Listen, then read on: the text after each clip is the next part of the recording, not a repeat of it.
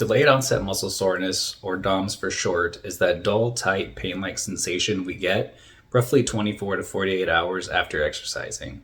It can make sticking to a training program challenging because nobody wants to train again when they're still sore and in pain from the prior workout. The good news is that once you know what causes DOMS, you can then have a plan of attack for reducing its severity, duration, and chances of experiencing it altogether. DOMS is typically caused by three things: the introduction of novel exercises, eccentric focused exercise, and a sudden increase in training volume or frequency.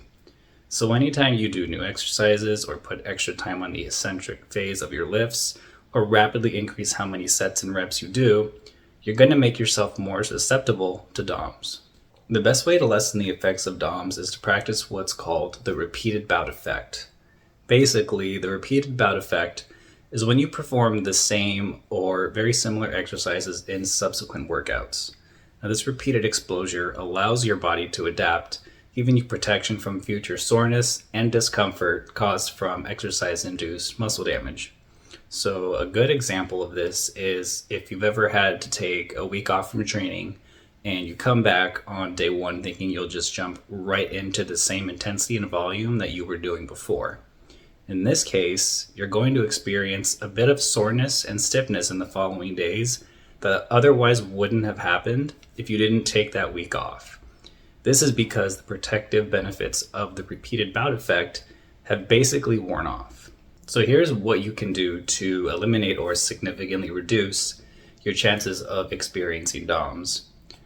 When it's time to introduce new exercises into your routine, it would be best to build up to the new level of volume and intensity over a few sessions rather than just jumping into that higher volume and intensity on day one.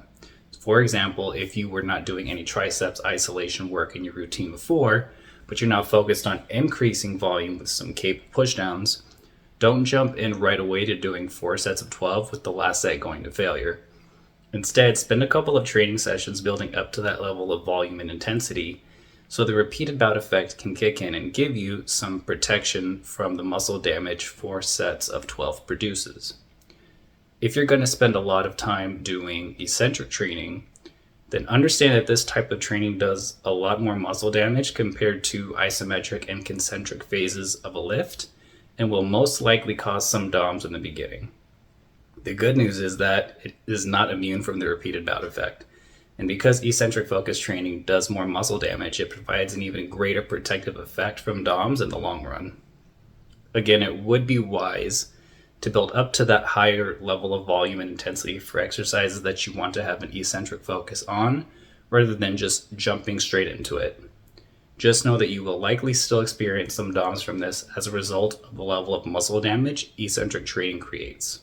Basically, if you can train each muscle group at least twice per week, don't change exercises at a high frequency, and if you do, start out at a low RPE or low volume, don't jump into high volume too quickly, and avoid doing too much failure and eccentric movements, you should have your bases covered with minimizing your experience with DOMS.